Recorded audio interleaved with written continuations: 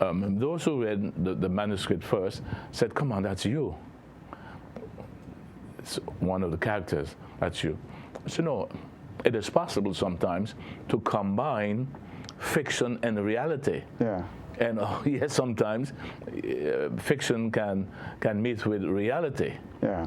You know, but there are lots of the book itself. If we have to start speaking about the book. The book is made of several vignettes, several pictures, and those pictures are done in a very I would say in a very expressionist way. Really?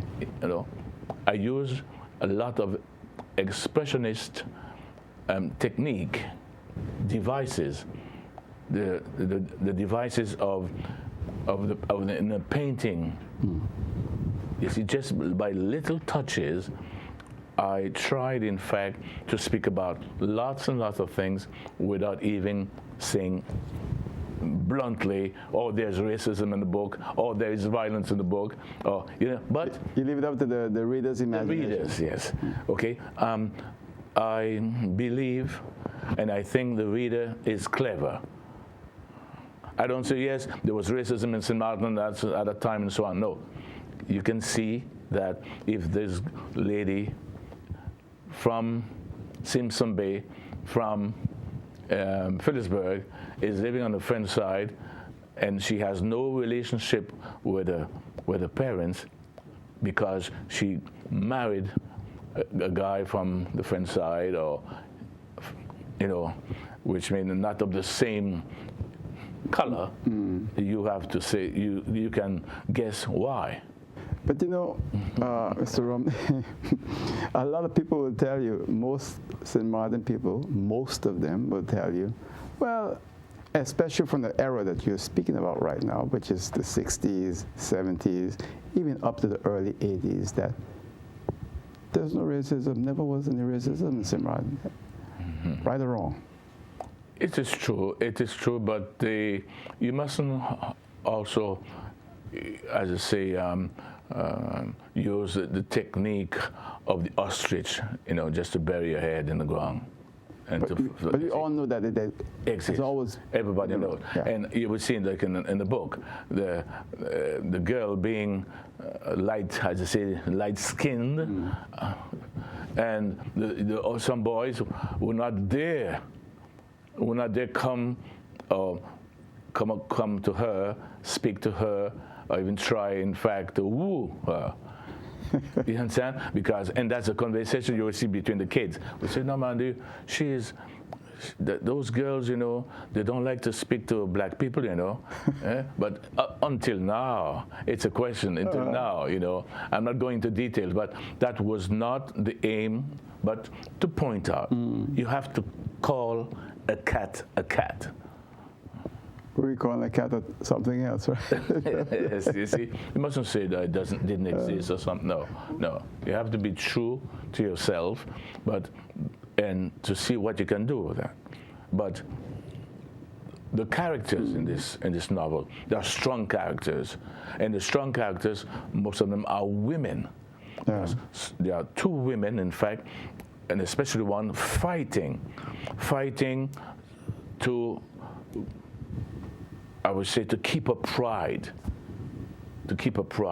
She is desperately in love with this man who has to go to work. Because there was no work, he went to work in the oil refinery in Curacao. So if I say went to work in Curacao, it means the reader knows why he went to Curacao, the oil refinery. So this is an allusion to immigration, as you said, which means I want to show that lots of St. Martiners, if they don't immigrate like in the past, but lots of St. Martiners went to Curacao, Aruba, but before they went also to Santo Domingo, and even before they went to Panama. And Cuba also. Cuba, yes. Yeah. They went to Panama, in fact, to dig the canal. Yeah.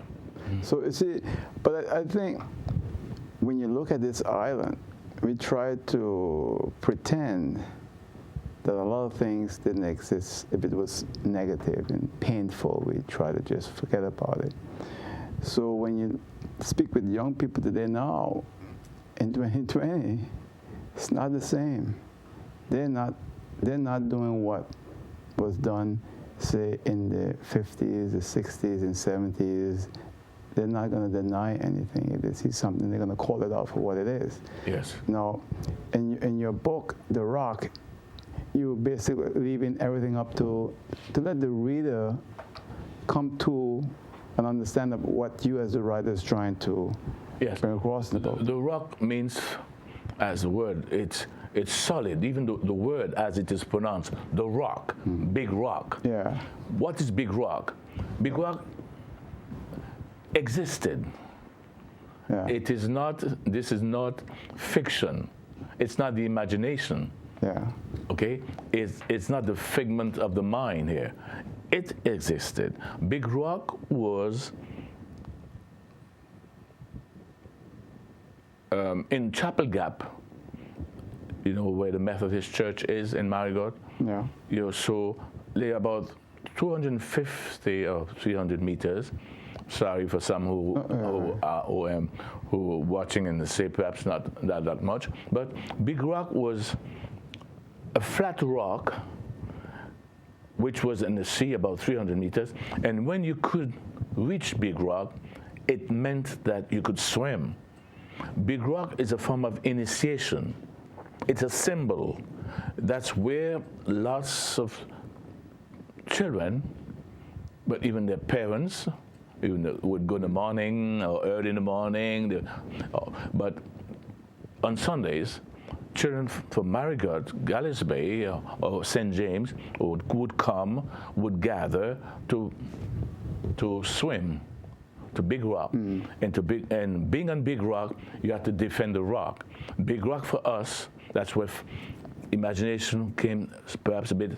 Big Rock was like a castle. That's what we see the youngsters on the front page of the book. You have the 4 youngsters in the water looking out, going out to Big Rock. Yes, yeah. Yes. So, by the way, this is a painting by a young girl whose grandfather was who lives in Guadeloupe, but whose grandfather was from St. Martin. Oh, okay. Yes, I want to pay tribute to her because she's a famous artist. What's her name? Sylvie Adelaide, okay. Famous artist and very close, we consider as a relative, you know. And I just explained she didn't know about Big Rock, but I had to explain. But you have to do a little more explaining, and let me tell you why. Because as a St. Martiner, I was born on the Dutch side.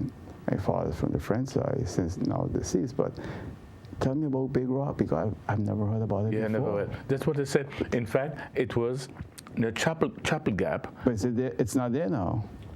Very good question.